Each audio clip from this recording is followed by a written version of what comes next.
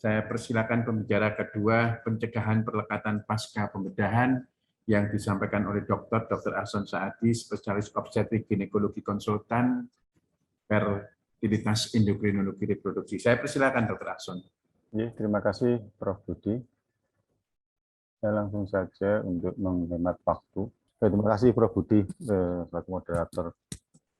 Kemudian Dr. Pramana yang sudah membuka dengan sebetulnya hal yang penting buat saya, itu adalah langkah pertama pada suatu pembedahan untuk menghindari suatu perlekatan. Nah, saya membawakan materi tentang pencegahan perlekatan pasca pembedahan. Saya lihat di sini, terima kasih. GNE tadi saya lihat begitu Prof. Budi mulai naik, sudah muncul GNE nomor 1 oleh siapa? Dr. Haryo ya. Wah, saya lihat Dr. Haryo ini kalau saya boleh ngasih apa namanya bingkisan dikasih Dr. Pramana. Beliau ini rajin ikut sogu ya, dan aktif ya. Terima kasih Dr. Aryo ya. Jadi kaitannya dengan pencegahan dan perlekatan ini sebagai awalan pendahuluan. Jadi intinya kita tahu bahwasanya perlekatan itu adalah suatu fibrus yang menghubungkan satu dengan yang lain karena adanya perlukaan yang tidak sembuh secara baik, di mana perlekatan-perlekatan ini yang dikatakan sebagai dampak pasca operasi di kemudian hari, sehingga ada di suatu jurnal yang mengatakan bahwasanya hati-hati pada orang yang pernah operasi akan menimbulkan readmission atau dia bisa opname lagi, bahkan dampak dari perlekatannya sendiri bisa muncul sampai disebutkan 4,5% kejadiannya. Berbagai teknik tadi Dr. Pramana sudah mengemukakan, dan mungkin juga teman-teman melaksanakan teknik-teknik tersebut. Bahkan ada mungkin kalau di IRD zaman kita sekolah dulu mendengar dikasih gini, nah, itu ada kita terapkan. Namun apa betul teknik-teknik itu membantu menghindari perlekatan akan kita jelaskan di sini ya. Pertama, patofisiologi tentang adesi. Saya kira penting sekedar pengetahuan saja, bukan suatu yang harus didalami, karena saya tahu bahwasanya ini kondisi yang sangat sangat molekuler sekali, yang intinya di sini sudah nampak adanya devaskularisasi, sehingga hipoksia dan sebagainya itu memicu berbagai protein-protein ini yang sifatnya dia akan mengarah terjadinya pertumbuhan adesi tadi semakin subur. Sebetulnya protein-protein ini saya ingin menunjukkan bahwasanya ini dikendalikan oleh gen, ini dikendalikan oleh protein yang sebelumnya, sehingga kita tidak menutup kemungkinan satu sama lain, masing-masing kondisi seseorang itu berbeda komposisi baik jumlah dan kualitas dari protein-protein yang ada di sini. Sehingga kadang kita tidak menutup kemungkinan si A, kenapa kalau dioperasi dia setelah dilakukan reopen lagi, operasi yang kedua, ketiga kok bagus. Sedangkan si B kelihatannya bagus tapi memberikan dampak yang jelek. Ini salah satu jawaban yang seandainya kita tidak menemukan hal-hal lain, kenapa orang tersebut mengalami perburukan atau menjadi perlekatan lebih banyak. Untuk slide yang kedua ini saya coba menyeimbangkan. Seandainya kita tadi yang di sebelah kanan ini ada seperti slide yang terdahulu, di mana adesi development tadi akan meningkat berbagai protein-protein, berbagai sitokin dan keterlibatan jaringan faktor tadi, ini yang sifatnya merugikan. Nah, apa yang harus kita tempuh sebetulnya arah yang ke sini, yang tadi diawali dari Dr. Pramana tadi, teknik microsurgical ini sangat penting. Dengan teknik kita kuasai dengan betul, otomatis minimal kita akan menghadapi hal-hal yang di kanan ini. Kemudian kondisi-kondisi tubuh sendiri tadi, nah ini akan diartikan oleh tubuh yang memiliki keuntungan kondisi yang baik, otomatis akan meminimalkan terjadinya penumpukan adesi tersebut. Sehingga kalau dalam suatu neraca tadi, kalau kita pada posisi yang di sini terus, maka tidak menutup kemungkinan healing atau penyembuhan luka yang kita lakukan tadi dengan tanpa adesi sangat memungkinkan sekali. Nah, ini secara mudah untuk kita lihat, secara klinis kita lebih cocok pakai ini saja. Jadi hati-hati pada 3 jam pertama itu fibrin terbentuk.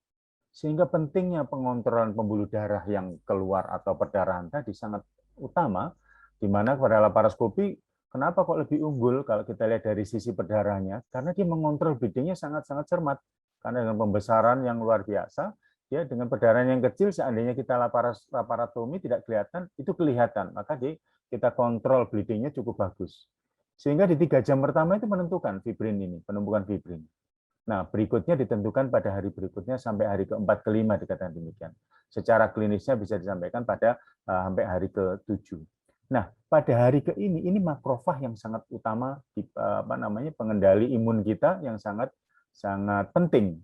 Dari sisi makrofag sendiri, kalau kita mengenal endometriosis sendiri, perangainya terhadap makrofag ini bermacam-macam, dari M1, 2, 3, bahkan dari sampai 5 disebutkan. Maka yang memiliki perangai makrofag yang nggak bagus, otomatis memiliki kecenderungan terjadinya adesi juga akan lebih jelek juga.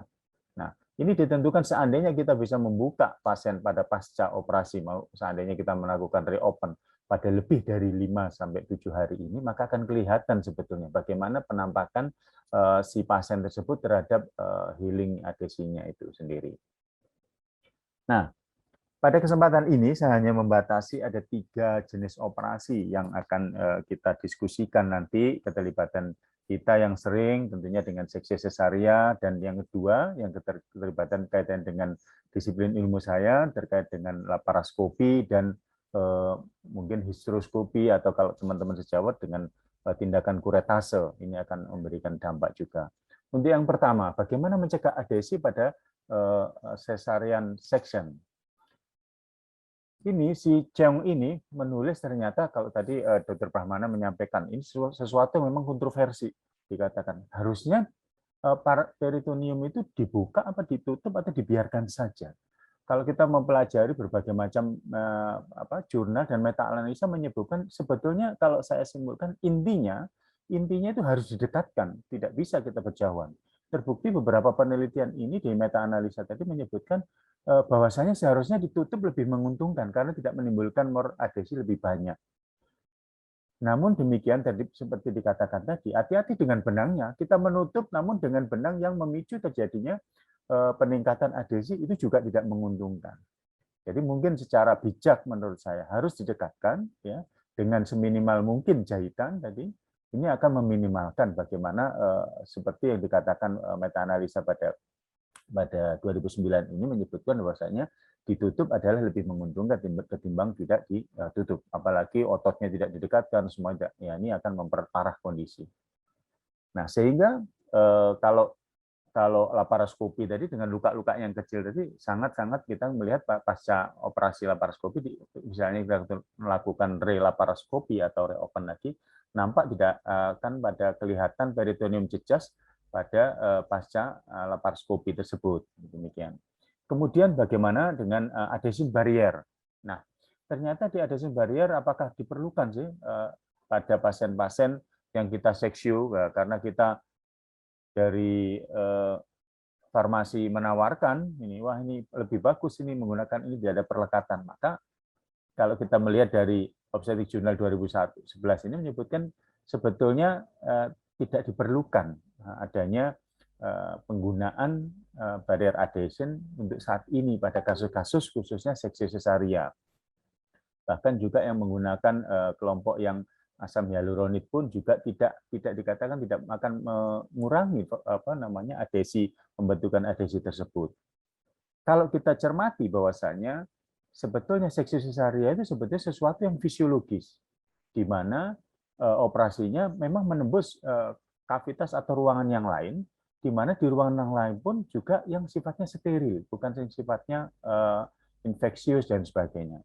Maka tidak menutup kemungkinan disebutkan memang berbagai literatur pada operasi yang pertama seksi sesaria itu seharusnya tidak menimbulkan perlekatan pada kita kalau kita melakukan operasi berikutnya. Jadi kalau seandainya ada operasi berikutnya muncul ada perlekatan di operasi pertama, kita harus cermati apa kausa-kausanya tadi, mulai dari tekniknya mungkin ya, atau mungkin dari kotor tidaknya, darah yang banyak dan tidaknya. Nanti akan kita kaji sebetulnya hal-hal apa yang mungkin sejawat bisa cermati untuk meminimalkan adhesi terjadi di kemudian hari.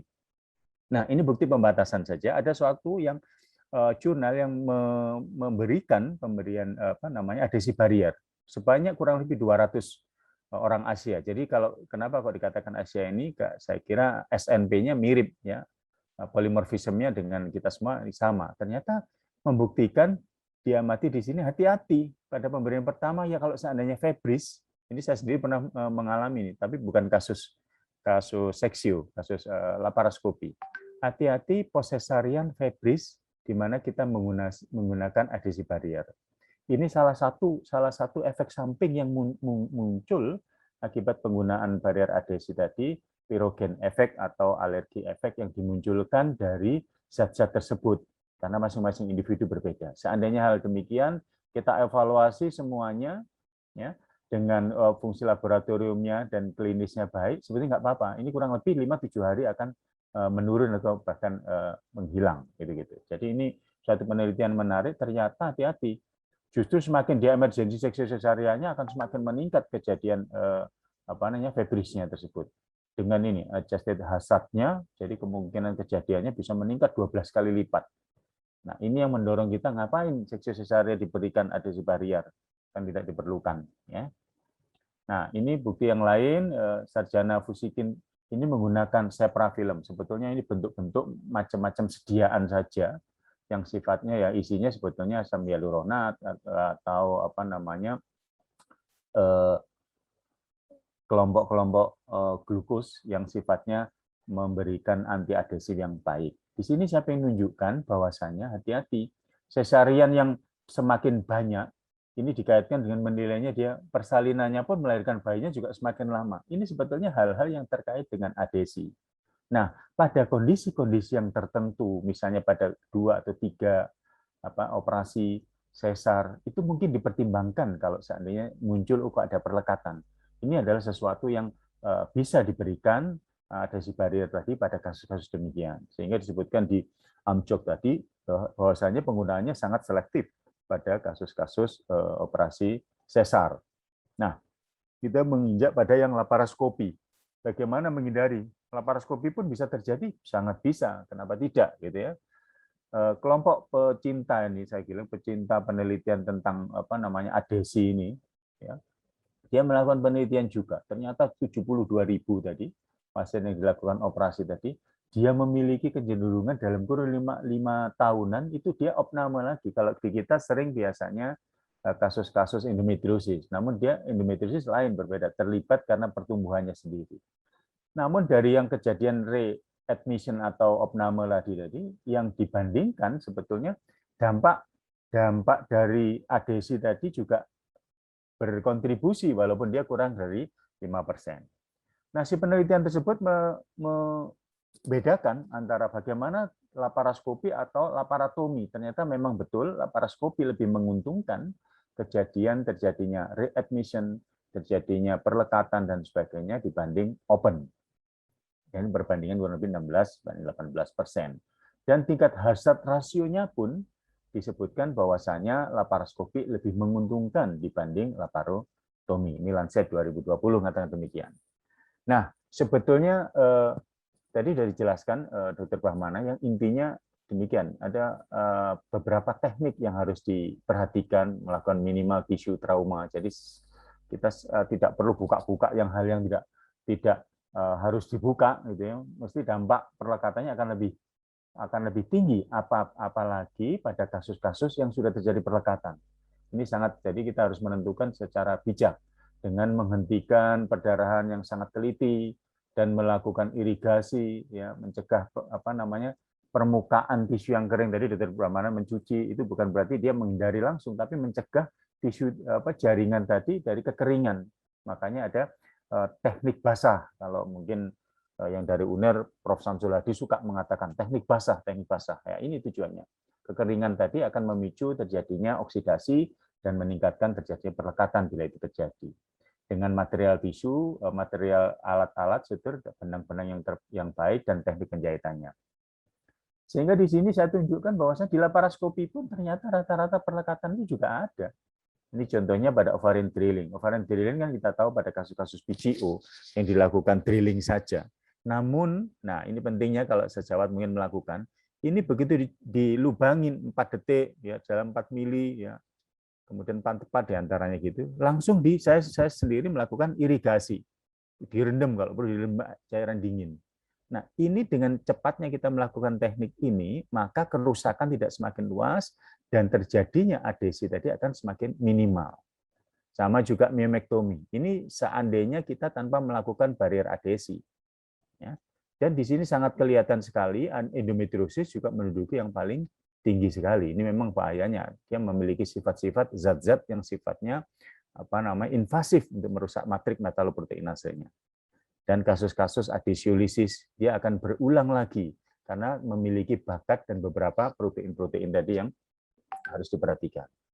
Sehingga, nah ini salah satu catatan lagi yang ke depan kita, tidak hanya good operasi teknik aja yang kita perhatikan, namun hal-hal lain yang harus juga kita perhatikan. Nah, kalau konsep yang dulu dikatakan laparoskopi jelas dia meminimalkan, tapi juga hati-hati juga yang suka laparoskopi juga jangan mensepelekan. Ternyata teknik berlaparoskopi secara baik pun juga akan mengurangi adhesi. Karena dia sedikit melakukan kerusakan jaringan, dia akan lebih baik karena pembesarannya juga dengan cukup, dan hemostasisnya secara metikulus, dan kurangnya permukaan yang karena kita selalu mengirigasi dengan cairan yang diberikan terus. Jadi nggak ada jeleknya kalau sejawat-sejawat yang melakukan open disiram, dicuci, kemudian disaksen lagi, itu dilakukan. Ini pencegahan untuk kekeringan dari permukaan organ dan juga mengangkat debris-debris yang tidak kita inginkan. Nah, ternyata di konsep yang baru itu bukan aja laparoskopi itu menjadi baik, tapi sangat ditentukan dari tipe operasinya. Kalau seandainya adhesiolisis dengan laparoskopi, tetap aja dia memiliki chance untuk terjadinya adhesi yang cukup berat juga. Jadi tergantung kalau seandainya yang low risk, tubal laparoskopi dengan MOW dan sebagainya, ini seandainya open, kalau teman-teman melakukan open dengan minimal laparoskopi dengan kaidah tadi Dr. Bambana dikemukakan tadi, sangat memungkinkan tidak terjadi adhesi. Ya, karena dia memiliki low risk type untuk terjadinya adhesi, kecuali yang sudah memiliki bawaan adanya gen-gen yang bersifat meningkatkan perlekatan tadi. Nah, ini salah satu contoh juga bahwasanya laparoskopi tidak segalanya juga. Ini menunjukkan di open dan laparoskopi equal saja kejadian terjadinya readmission atau MLRS lagi. Ya, di mana hanya saja memang berbeda nanti. Kalau seandainya laparoskopi dengan kejadian sekitar 60%, mungkin itu akan lebih besar, 80% dan sebagainya. Namun ini peluang ini hampir mirip saja. Nah, bahayanya apa? Sesungguhnya dari laparoskopi itu dalam kaitannya dengan ini, pain masih mungkin terjadi, obstruksi sama kejadiannya, bisa 40% di sini. Jadi yang perlu kita cermati, perlunya mobilisasi dini. Kita harus mengingat bahwasanya pentingnya mobilisasi dini. Kenapa? Jadi pergerakan alat usus-usus kita juga bergerak, yang tidak terjadi penempelan dan sebagainya. Sehingga bowel obstruction tadi kemungkinan akan ringan atau kecil. Kalau kurang dari 2 hari, kita tahu bahwasanya di 4-5 hari itu puncak-puncaknya tadi. Kalau 2 hari atau separuh sebelumnya itu tadi kita melakukan gerakan sehingga usus kita bergerak, maka akan obstruksi bowel tadi tidak akan terganggu gitu ya. Kemudian pentingnya ini kemungkinan admission lagi, opname lagi dan sebagainya. Laparoskopi sama-sama. Kejadian infertility walaupun menggunakan laparoskopi mirip kalau kita tidak menggunakan kaidah-kaidah. Jadi Prof. Budi dengan membuka dengan contoh yang bagus, jadi infertility sekunder biasanya, harus kita cermati kenapa ini dulu bagus aja operasi baik ya, kok tidak hamil-hamil. Ini salah satu jangan-jangan terjadinya perlekatan. Ini harus kita cermati. Sehingga laparoskopi diagnostik yang awalnya untuk mengevaluasi apakah tubanya buntu dan sebagainya, itu ternyata kita dapatkan ada perlekatan di dalamnya yang sering terjadi itu pada 20% kasus infertilitas sekunder. Dan bahkan setelah adhesiolisis, hati-hati, kita sering suka gemar laparoskopi, wah sudah bersih semua, terbuka semua, kita biarkan, nah ulangi kita biarkan, kita tidak memberikan barrier adhesi atau penyekat atau mencegah tadi, maka 85% adhesi itu akan terjadi. Nah, ini yang harus kita cermati pada saat yang mana yang spesial case tadi atau kasus tertentu tadi yang sebaiknya menggunakan adhesi barrier. Dan kasus di VER sendiri sengaja saya membawakan yang endometriosis sendiri, ini dampak ischemik, dampak kita melakukan elektrokoagulasi, ya, pneumoperitoneum yang keras dan tinggi ini mengganggu sekali, makanya kadang-kadang dikempeskan, diisi lagi, ini meminimalkan kejadian tadi. Dan benda asing dicuci, diirigasi dan diisep untuk tidak tertinggal, ini juga menguntungkan. Ada satu penelitian menyebutkan ini ada satu preparat lagi, sebenarnya berbagai macam. Ini yang saat ini yang saya ambil di tahun 2021, ini di jurnal Jerman, disebutkan, ini bahkan bahasanya Jerman tak copy paste gitu ya, disebutkan bahwasanya ini Fordgripel dari pH ini serbuk sifatnya. Jadi dikasih air disebarkan di daerah luka yang takutnya nanti memberikan menempel ke daerah yang lain, kemudian dikasih cairannya kurang lebih 30 cc, maka dia akan membuat menjadi gel, menjadi pelapis yang bagus. Ini terbukti dengan menggunakan ini, maka kejadian adhesi tadi dapat diminimalkan menjadi 83%. Jadi dia tidak akan terjadi adhesi tadi, dibanding ada penelitian yang kontrol yang tanpa diberikan adhesi barier. Sehingga di ESRE tahun 2013 menyebutkannya bahwasanya ini jenis, bukan jenis yang dipakai di sini, tapi ini jenis yang lain, misalnya produk intinya yang berbeda. Ini oxidized regenerated cellulose ini intersip, ini diantaranya. Ini dikatakan dia dipakai di grup B untuk memberikan adhesi barier. Namun yang kita ambil kesimpulannya bahwasanya adhesi barier pada digunakan pada kasus-kasus yang tepat adalah sangat membantu sekali. Ini contohnya beberapa kaitan kajian dikaitkan dengan total adhesi skornya dengan jumlah perlekatan di tempat-tempat yang lain dan sebagainya sangat berbeda sekali dengan yang diberikan adhesi barier tersebut. Nah, ini juga berbagai sediaan tadi, ya ini yang terdapat di Jerman tadi yang dipasarkan di sana. Di US belum ada, namun ini menunjukkan bahwasanya kualitasnya memang lebih bagus dibanding kesediaan-sediaan yang ada. Nanti bagaimana Guardic, nanti dari Guardic akan berpresentasi. Nah, ini katanya dengan teknik pencegahan, kalau tadi laparoskopi sudah, seksi sudah, saya akan berbicara tentang intrauterin adhesi, yang mungkin biasa kami melakukan histeroskopi, atau mungkin sejawat melakukan kuretase dan sebagainya. Intinya, ini ada 3 kejadian yang dalam intrauterin tadi terjadi, trauma, hipoksi, dan adhesiogenesis. Bila kita tahu bahwasanya lapisan endometrium itu 2, lapisan basalis dan lapisan fungsional sendiri ada 2, spongiosum dan compactum, namun basalis inilah yang sebagai progenitor, sebagai stem cell-nya untuk pertumbuhan endometrium. Bila kita melakukan trauma sampai mengenai basalis ini, maka inilah yang menyebabkan gangguan pertumbuhan, gangguan perlekatan, dan sebagainya. Namun bila kita pastikan tidak mengenai, artinya tidak merusak sel-sel progenitor atau stem cell di stratum basalis tadi, maka perlekatan pun insya Allah akan terhindar. Ini terbukti berbagai macam kejadian yang bisa mengakibatkan perlekatan, sampai ini peeling ini ada terjadi, bisa menyebabkan Asherman, ya, kuret berulang, sehingga mengingatkan sel-sel di daerah jangan menyepelekan, mengguret dengan sangat hati-hati. Dilatasi lebih besar akan memudahkan kita menghandling sendok kuret. Ya. Seperti halnya dengan kita melakukan histeroskopi, keluar masuknya alat histeroskopi dengan bagus, dilatasi di dalam kavum uteri dengan bagus, akan menghandling suatu tindakan intrauterin operasi dengan baik dan meminimalkan adhesi. Nah, kita lihat ini peran adhesi barier.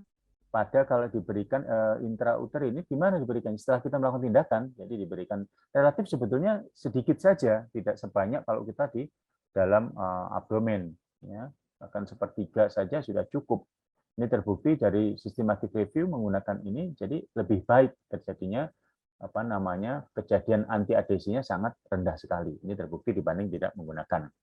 Tentunya sekali lagi juga pada kasus-kasus tertentu tidak diketahui semua menggunakan ini, ya. Karena kita membuktikan sendiri bahwasanya pasien-pasien yang kita kuret ternyata bisa hamil lagi, bagus, nggak apa-apa. Nah, ini sesuatu kuret yang gentle dan benar dengan hal-hal lain yang tidak terjadi. Demikian juga ini ada penelitian ini didukung beberapa peneliti menyebutkan memang lebih menguntungkan kondisi penggunaan gel sebagai anti barier. Yang sekali lagi kaitannya dengan kehamilan tadi terbukti.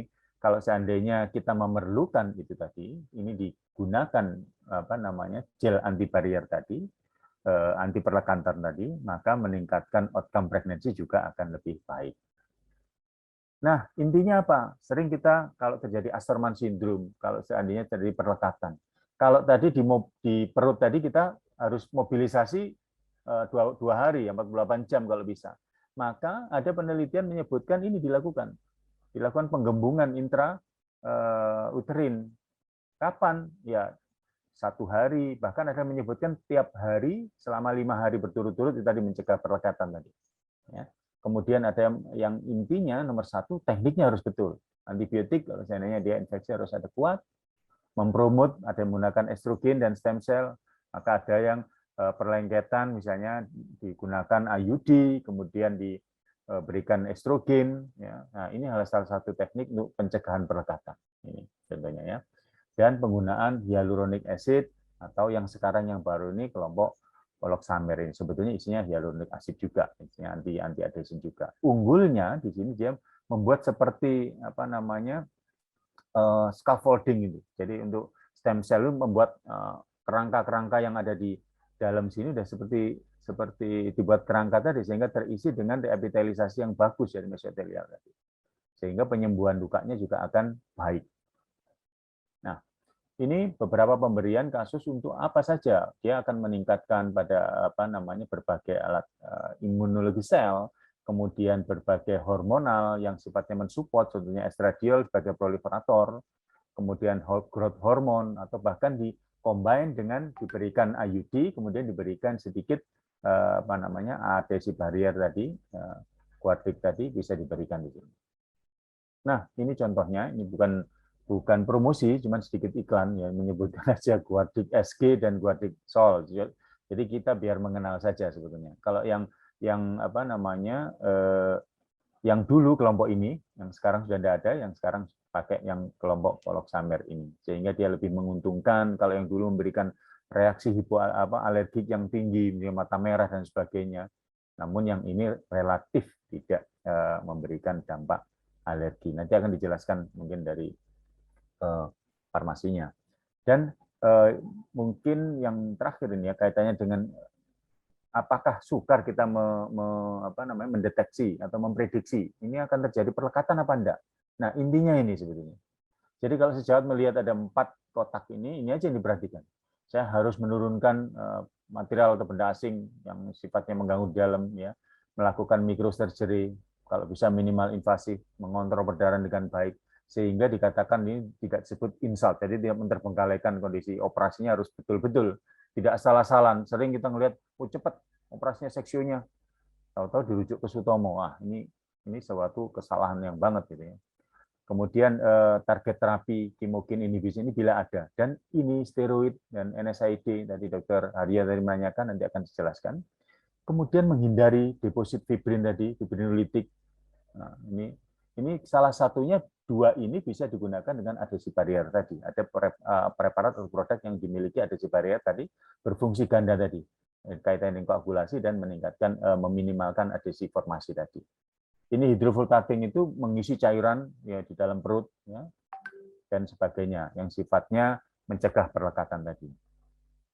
Nah, tentunya dari 4 tadi jangan lupa faktor genetik tadi ya.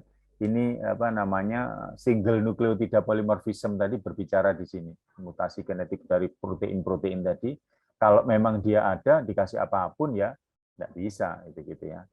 Nah, sehingga jurnal ini menjelaskan bahwasannya hati-hati terjadinya protein-protein yang saya sebutkan di awal sebagai patofisiologi tadi, ini seandainya kita selaku akademisi bisa menjelaskan, sudah saya kontrol bagus dengan baik, kenapa masih muncul hal-hal perlekatan tersebut. Nah, ini kalau kita memilih adhesi barrier bagaimana? Kalau kita melihat di Amerika menyebutkan secara umum generally recognition. Jadi dia mengenali kalau dicap ini maka ini aman, safe ya. Ini kalau di Amerika. Sedangkan kalau di Australia ini kualitas dia aman, efikasi dan kualitasnya harus terjaga produk tersebut. Tapi di Indonesia BPOM apa? Ya 4 tempat obat, tempat indikasi gitu, 4T dan 1 waspada gitu atau marem ya. Mudah, aman ya, efektif, efisien ya, rasional ya. Seperti itu. Nah, ini saya ingin tunjukkan beberapa adhesi barrier tadi. Sayangnya ada satu meta analisis yang baik tadi tidak melibatkan bagaimana clinical pregnancy rate. karena sangat adhesi barrier salah satunya di infertility dikaitkan ini yang dikejar gitu ya. Bahkan pelvic pain-nya aja ya, ada beberapa ini disebutkan 19 RCT tidak menyebutkan, padahal banyak kasus 1.300. Dia hanya mengejar ada perlekatan ada enggak yang dilakukan second look. Ya. Nah, di sini menyebutkan tadi Dr. Haryo, nih NSAID, steroid agent, kortikosteroid, farmasi antiinflamasi dan sebagainya dari banyak ini ternyata terbukti tidak lebih superior untuk dikatakan digunakan sebagai adhesi barrier. Jadi kalau sejawat sekalian ada menggunakan ini hanya untuk adhesi barrier, ada sesuatu yang salah. Nah, bagaimana dok kalau seandainya preeklamsi berat menggunakan ini salah satu treatment yang digunakan untuk preeklamsi? Akan memberikan dampak untuk mensupport antiinflamasinya, itu salah satu keuntungan. Namun dia tidak serta-merta sebagai adhesi barrier. Kemudian pengisian RL di perut dan dextran, ini adalah satu perbandingan bagaimana kristaloid ternyata juga tidak baik juga. Di mana kalau yang fluid yang pekat ini, dextran ini menyebutkan dia sebagai potensi terjadi risk kelainan jantung, jadi hati-hati. Dan yang lebih penting lagi, dua-duanya ini, kalau dia yang RL tadi atau cairan PZ dan sebagainya tadi, diserap oleh tubuh sangat pelan sekali. 20, bukan pelan ya, lebih cepat, 20 menit. Jadi kalau 1 liter saja 24 jam bisa. Kalau kita menghendaki 5-7 hari kan, untuk memberikan bebas perlekatan tadi, berarti harus masukkan 5.000 liter dalam perut. Nah, ini sesuatu yang mustahil. Dan beberapa jurnal sendiri menyebutkan bahwasanya memiliki resiko dan tidak bermanfaat. Gitu ya. Nah, sehingga idealnya gimana? Idealnya adalah kalau kita bisa menanyakan pada produk tersebut, dia efektif pada tisunya. Beberapa jurnal yang menyokong bagaimana. Half-life-nya gimana? Bisa sampai 7 hari tadi, memberikan cover terhadap luka, dan daya serapnya akan memberikan baik dan tidak menimbulkan memicu proinflamasi, ya. Dan dia juga bagus ke darah. Kita tahu bahwasanya pada operasi yang open tidak justru kadang digunakan ini sebagai koagulasi yang tinggi. Nah, ini apakah baik dia? Kadang dia kurang bagus kalau ada darah yang banyak, ya. Dianggap ini using-using, jadi fungsi yang barrier dipakai sebagai fungsi koagulasi. Nah, itu juga salah satu yang menjadi tanda tanya gitu ya. Kemudian tidak mengganggu penyembuhan, dan yang terakhir tidak mempromot bakteri tentunya. Nah, ini saya ulang lagi bahwasanya preparat atau zat-zat yang ada di sini ini baik hormonal maupun obat-obatan yang dianggap masih meragukan kemanjurannya. Bahkan di meta-analisa disebutkan sudah tidak direkomendasikan, ya, progesteron, GnRH dan sebagainya. Jadi kalau menggunakan itu diperuntukkan untuk lain. Kalau di jurnal yang terbaru 2021 di RCOG 2 menit lagi, Dr. Hasan. Ini ada 2 yang intinya. Secara farmakologi tidak didukung. Nah, justru kalau yang barrier agent ini semakin ke arah ke sana semakin bagus karena dia bisa mengcover dengan baik. Jadi kelompok hydrofotating agent yang kelompoknya ADEC di kita tidak ada. Di yang kelompok gel hyaluronik ini yang paling banyak dan direkomendasikan juga. Dan solid barrier anti-adhesive agent ini yang boleh kita manfaatkan. Mungkin ini beberapa jurnal yang menyebutkan bahwasanya obat-obat ini, contohnya hyaluronik ini memperbaiki, ya. Kemudian oksidatif ini apa namanya intersit, kalau yang berongga-rongga seperti kasa itu yang kita pakai biasanya ini kurang bagus, ini juga demikian juga, sehingga direkomendasikan 2 ini yang cukup, ya. Jadi oksidasi regenerasi selulose dan hyaluronat karboksil metalase.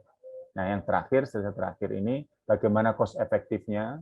Kalau kita rugikan tidak menggunakan adhesi barrier, maka dampak ini yang akan kita songsong, kita terima pada pasien kita. Dan kalau kita mengandalkan hemat, bagaimana?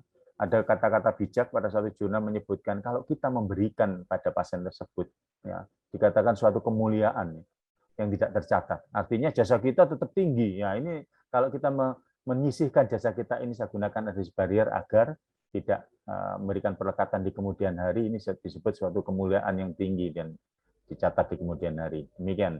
Sekali saya tutup dengan tegomisid. 1, perbaiki teknik tadi Dr. Bamana sudah. Kemudian perhatikan area dengan yang baik, cegah infeksi dengan antibiotik yang cukup, dan kurangi fibrin, benda asing, ya, yang dapat menyembuhkan, membantu penyembuhan dengan baik. Dan terakhir, pertimbangkan penggunaan adhesi barrier. Saya kira demikian, Prof. Budi dan teman-teman sekalian. Saya akhiri, Assalamualaikum warahmatullahi wabarakatuh.